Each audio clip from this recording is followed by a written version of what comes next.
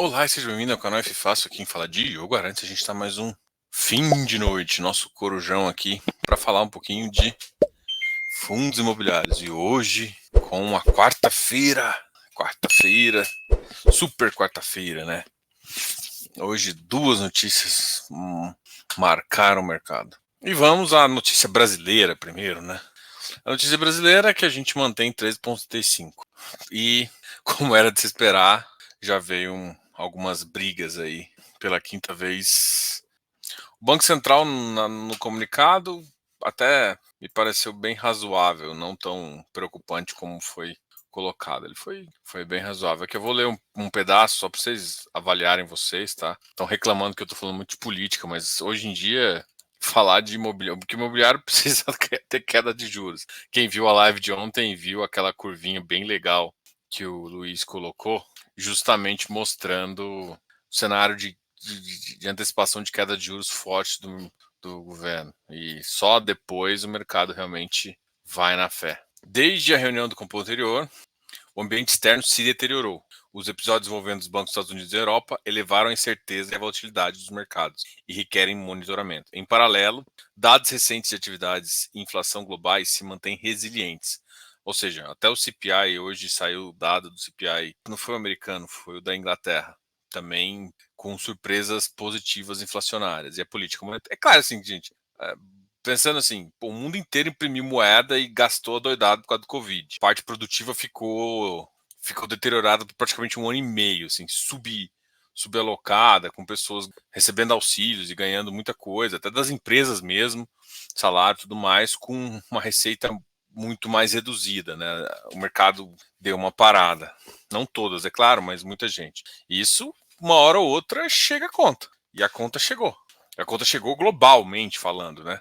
E aí é isso, esse é o relato. Segue o avanço em trajetória contracionista. O que o Banco Central está tentando falar é o seguinte: do ponto de vista externo, está tão ruim as coisas que ele não vê espaço para fazer. Como eu disse assim, na minha avaliação tupiniquim, eu acho que o Banco Central sim tem um leve espaço para baixar, em torno de 1 ponto percentual. Em relação ao cenário doméstico, o conjunto dos indicadores mais recentes da atividade econômica seguem corroborando com o cenário de aceleração. Isso é preocupante. Esperado já pelo Copom. A inflação ao consumidor, assim como suas diversas medidas de inflação subjacentes, segue acima do intervalo compatível com o cumprimento da meta da inflação.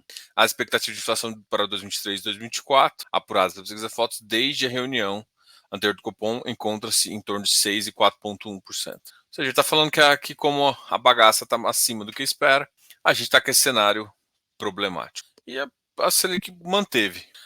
Eu vou responder uma pergunta, inclusive, que me fizeram hoje no Close Friends. Eu vou responder aqui. Diogo, você está diminuindo CDI? E a minha resposta, e depois eu vou responder um outro amigo aqui que perguntou sobre a tese de jumento. A minha resposta é não. Eu acho que ele tinha espaço para baixar 0,25 e baixar 1,7. Ele podia fazer isso antecipadamente. Só que a grande questão é o seguinte: vamos ser bem honestos. O próprio governo, a Casa Civil, detonou o que o Haddad tinha feito, né? Eu falo que eu não vou falar de política, mas aí tem dados técnicos, mas tem muita política envolvida ali. Enfim, no cenário para as empresas está difícil, né? O capital está caro, aí você vai fazer qualquer valuation, o custo do capital está enorme, então o mercado não está querendo correr risco, o mercado não está adepto a risco, a inflação está elevada. Essas políticas acíclicas são extremamente perigosas, principalmente para um governo desenvolvimentista como o do PT, porque a grande questão é que que seria uma política cíclica? Você gasta mais quando você está pior, porque é estranho, você vai gastar mais, você vai ser mais expansionista, você vai inflacionar mais, você vai jogar mais dinheiro e a inflação vai crescer. Você pode sobrar um pouco para o PIB, dependendo de como está a sua capacidade produtiva. Para quem não sabe, você tem duas capacidades, né? Se a capacidade produtiva continuar crescendo, você tem como que essa injeção de dinheiro fazer com que mais produtos cheguem no mercado. Mas chega um ponto que você atingiu a sua capacidade máxima produtiva, e aí o que acontece é você jogar dinheiro, basicamente você gerar inflação, porque você gera um consumo muito alto aqui, e aí o preço vai ter que subir. Enfim, é um cenário complicado, assim, a gente está vivendo um cenário complicado, porque assim, as empresas, como até no comunicado foi dito, as empresas estão sofrendo, tá? Assim, a gente está com juros real muito elevado, eu entendo também o ponto de vista de, cara, tá foda, tá. A gente olha assim para o mercado e sabe assim, cara, não dá para aumentar mais. Eu só acho esse erro assim do Banco Central em, cara, putz, vamos ver como é que vai ser a ata. Normalmente a ata vem muito mais tranquila e eu acho que sim, ele vai abrir espaço para ponto 25 no próximo maio. Eu acho que até para lidar politicamente com tudo, eu acho que seria necessário, sabe? Agora, do ponto de vista de economista, e quando todos os economistas que a gente conversa, até que a gente quer trazer um economista também de uma casa para conversar com vocês aqui, a gente vai soltar essas informações em breve. Toda vez que a gente conversa com economista, o cenário tá. Os caras falam que não tem espaço para baixar, tem que precisar entender o que está mesmo. Então, assim, uma antecipação. E aí, por isso que é bem tênue essa linha aí, tá? Enfim, vamos ao mercado de fundo imobiliário. E aí, tese do jumento adiada, cara, tem duas teses do jumento, né? Tem a tese do jumento pura, base, e a tese do jumento adaptada, né? Para quem corre numa tese do jumento adaptada, o mercado já deu uma sinalização, não sei se amanhã vai retornar tudo, tá? Então assim, a gente tem que esperar amanhã. O dia pós-cupom é mais importante que o dia pré-cupom. O mercado normalmente fica muito animado no pré-cupom e desanima no pós. Então, o que vale muito mais é amanhã do que hoje. E a gente fala no boteco na sexta-feira. Mas o DI tinha caído, né? E para quem viu a live de ontem, eu vou fazer propaganda porque a live ficou muito legal. E aí, quem quiser ver só essa parte, acho que os 7 minutos finais da live, vai ter um gráficozinho lá para mostrar, ver, é que quando dei futuro, você já começa a ter uma elevação, o pessoal já começa a comprar antes até da Selic cair. Porque basicamente é o seguinte, é o mercado falando pro... Assim, imagina, a gente tem um Banco Central independente. A gente tem um Banco Central independente, o Banco Central só vai realmente baixar a taxa de juros num patamar mais interessante se a gente tiver um DI que corresponde. O problema todo da tese do jumento é que às vezes fala assim, a taxa tem que cair, que é a tese mais básica, é a mais conservadora.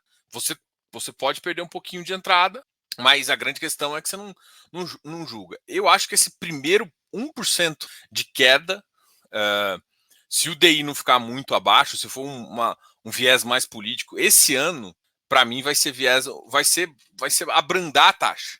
Não vai ser exatamente baixar a taxa. E a gente precisa que baixe 2, 3%, tá? Para que realmente tem um efeito dramático no mercado imobiliário, assim, no mercado líquido imobiliário. E até no mercado imobiliário real, né? A gente precisa que as taxas baixem e os futuros baixem, porque aí sim, por exemplo, quem está acompanhando corporação, hoje está até relatório não sei se foi hoje, foi ontem, saiu o relatório do Kevin. E assim, o mercado, e exatamente o que a gente vê, o cenário de São Paulo está muito próximo do que a gente vê aqui, Goiânia e Brasília, sabe? O mercado veio muito animado em 21, 22, o mercado veio muito animado no primeiro semestre. O segundo semestre teve uma retração, assim, vamos dizer assim, em termos de venda. No fechamento do ano, já foi o fechamento dos últimos 3 meses foram muito fracos. Esse início de ano foi muito fraco, muito fraco. O que gerou já um estoque, ainda está no estoque baixo, né? Aumentou o estoque em torno de 7% das unidades, que relativamente a gente acha que não é um estoque tão alto, né? Quando bate 15, 20% de aumento do estoque real ali, do que é saudável, é tranquilo. E a velocidade de venda também vem caindo, o que é natural também, e a velocidade de venda só vai melhorar quando o cara conseguir financiar, cara. Não tem como.